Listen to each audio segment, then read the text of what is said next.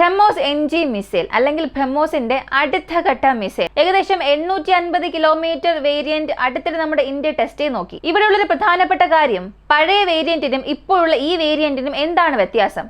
കാരണം ബ്രഹ്മോസ് മിസൈൽ ഒരുപാട് ഇടങ്ങളിൽ പ്രൂവ് ചെയ്തിട്ടുണ്ട്. പ്രൂവ് ചെയ്യപ്പെട്ടിട്ടുണ്ടെങ്കിലും അതിന് പുറകിലുള്ള ചില ടെക്നിക്കൽ അപ്ഗ്രേഡ്സ് നമ്മൾ ചെയ്യണം.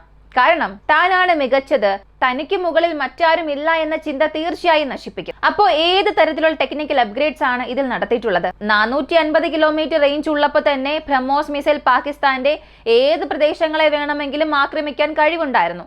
ഇപ്പോൾ 850 കിലോമീറ്റർ ആണെങ്കിൽ തീർച്ചയായും പാകിസ്ഥാനെ ഇഞ്ചിഞ്ചായി നമ്മെക്കൊണ്ട് വേർതിരിക്കാൻ കഴിയും. ഇതിനെക്കുറിച്ചാണ് ഈ വീഡിയോ.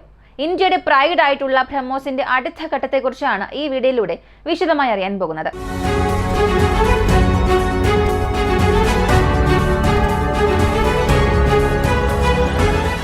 ബ്രഹ്മോസ് മിസൈൽ.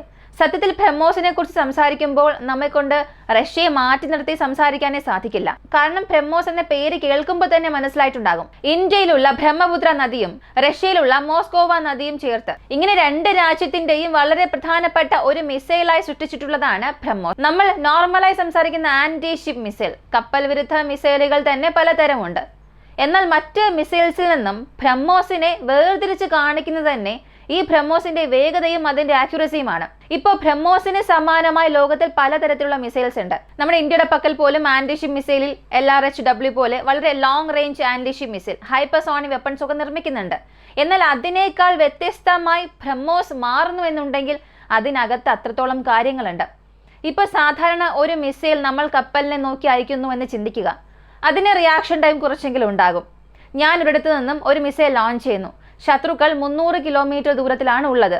അത്രയും ദൂരത്തിലുള്ള ശത്രുക്കൾക്ക് ഈ മിസൈൽ അകത്തേക്ക് വരുന്നു എന്ന് കണ്ടെത്താനുള്ള ഒരു സമയം നോക്കിയാൽ അതിന്റെ വേഗതയ്ക്കനുസരിച്ചായിരിക്കും ആ സമയം ലഭിക്കുക.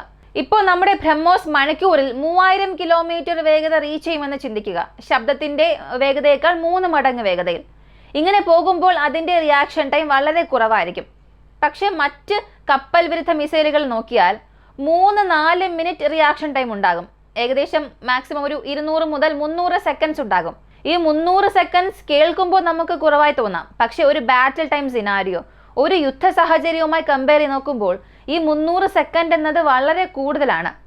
എന്നാൽ ബ്രഹ്മോസ് നൽകുന്ന സമയം എത്രയെന്ന് അറിയണ്ടേ? കുറഞ്ഞത് 21 സെക്കൻഡ് മാത്രമാണ്. 21 സെക്കൻഡിൽ സാധാരണ ഏതൊരു കപ്പലിന്റെ റിയാക്ഷൻ സിസ്റ്റത്തെ കൊണ്ട് പ്രവർത്തിക്കാൻ കഴിയില്ല. കാരണം എർത്തിന്റെ ഈ കർവേച്ചർ അനുസരിച്ച് നോക്കിയാൽ ഭൂമി ഉരുണ്ടിരിക്കുന്ന ഒരു ഘടന.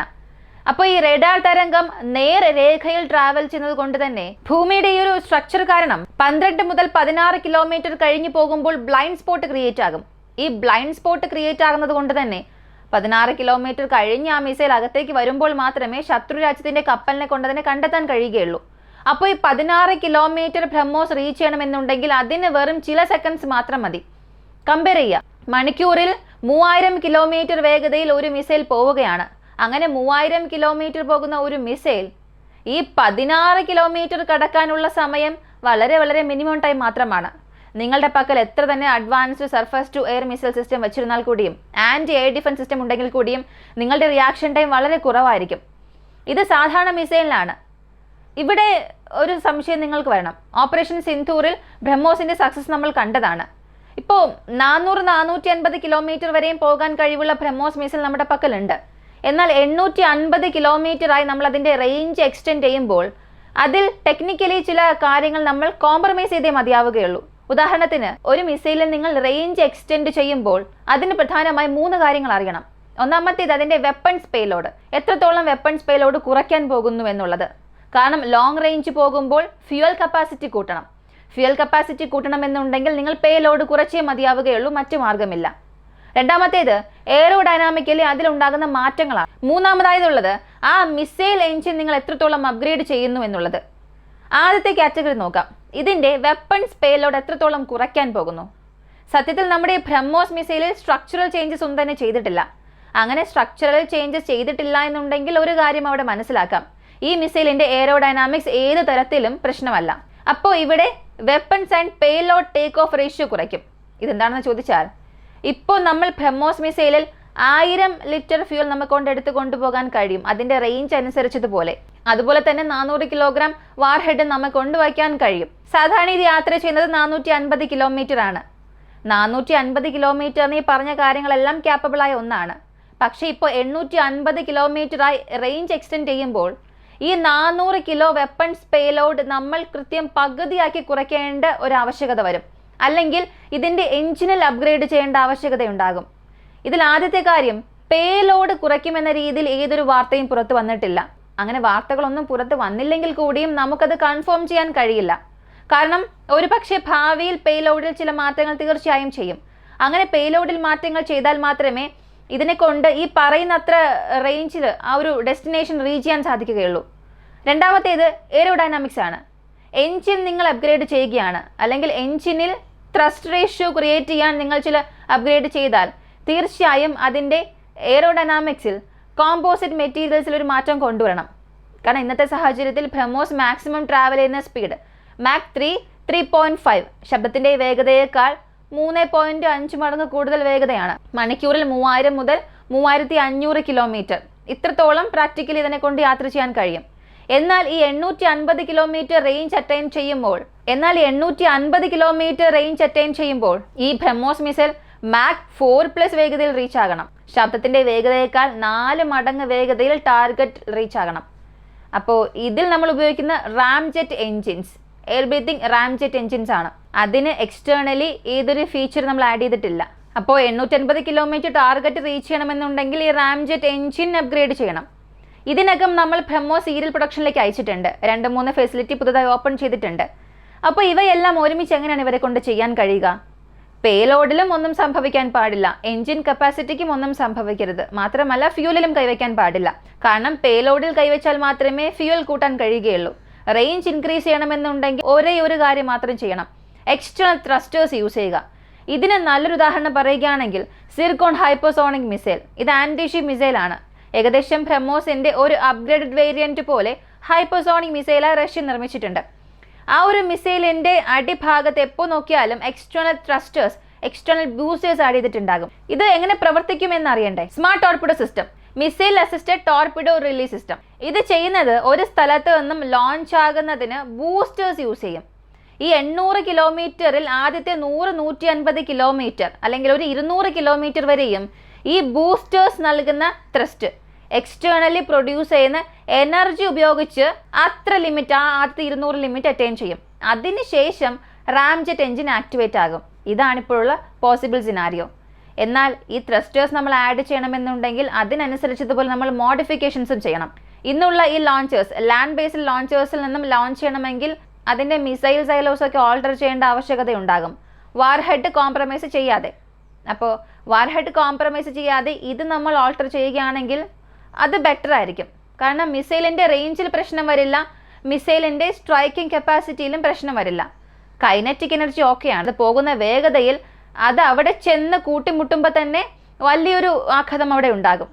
പക്ഷേ അകത്തുള്ള പെനട്രേഷൻ വാർഹെഡ്, അതാണ് റിയൽ ഗെയിം ചേഞ്ചർ. ഇപ്പോൾ സർഹോദ ബേസിനെ ബ്രഹ്മോസ് വെച്ച് നമ്മൾ ആക്രമിച്ചു. അവിടെ ഉണ്ടായ ഒരു വലിയ ഗർത്തം, അതൊരു സാധാരണ ഡമ്മി മിസൈൽസ് വന്നു വീണാൽ പോലും അവിടെ ഒരു കുഴി ഉണ്ടാകും. പക്ഷെ ആ കുഴി ഉണ്ടാകുന്ന വീര്യം, ഒരു സ്ഥലത്തൊരു ഗർത്തം ഉണ്ടാവുകയാണെങ്കിൽ 10 മീറ്റർ റേഡിയസിൽ മാത്രമായിരിക്കില്ല അതിന്റെ ആഘാതം സംഭവിക്കുക. 10-20 മീറ്ററോളം ഭൂമിയെ പിളർന്നുകൊണ്ടത് പോകും. അങ്ങനെ പിളർന്നുകൊണ്ട് പോകുമ്പോൾ നിങ്ങൾക്ക് പൂർണ്ണമായും ആ പ്രദേശത്തെ വീണ്ടും ഒന്നുകൂടെ റീകൺസ്ട്രക്ട് ചെയ്യേണ്ടി വരും. അപ്പോൾ വാർഹെഡ് സാറ്റിസ്ഫൈ ചെയ്യാതെ ബൂസ്റ്റേഴ്സ് ആഡ് ചെയ്യുന്നത് ഒരു പക്ഷെ നല്ല സൊല്യൂഷൻ ആയിരിക്കാം.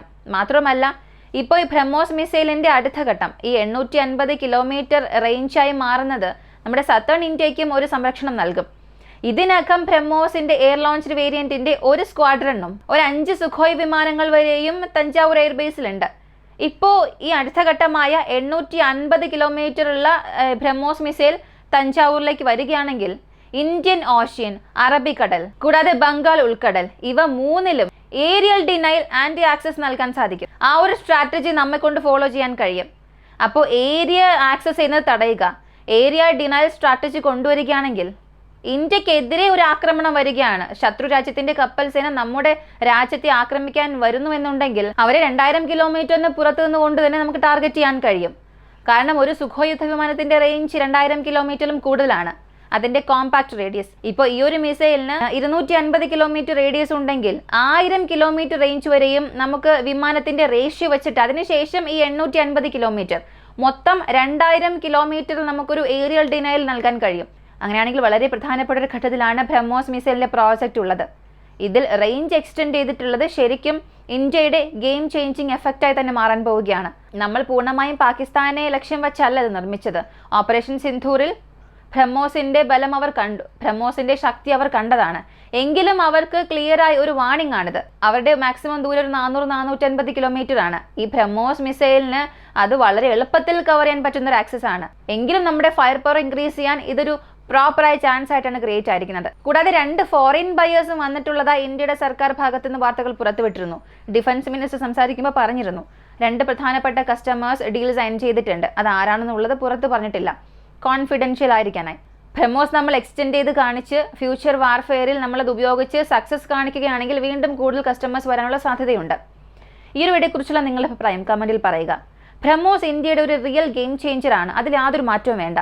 ഇപ്പോൾ 850 കിലോമീറ്ററിൽ നമ്മളത് അപ്ഗ്രേഡ് ചെയ്യുമ്പോൾ അത് ചൈനയ്ക്കും ഒരു മെസ്സേജ് ആണ്.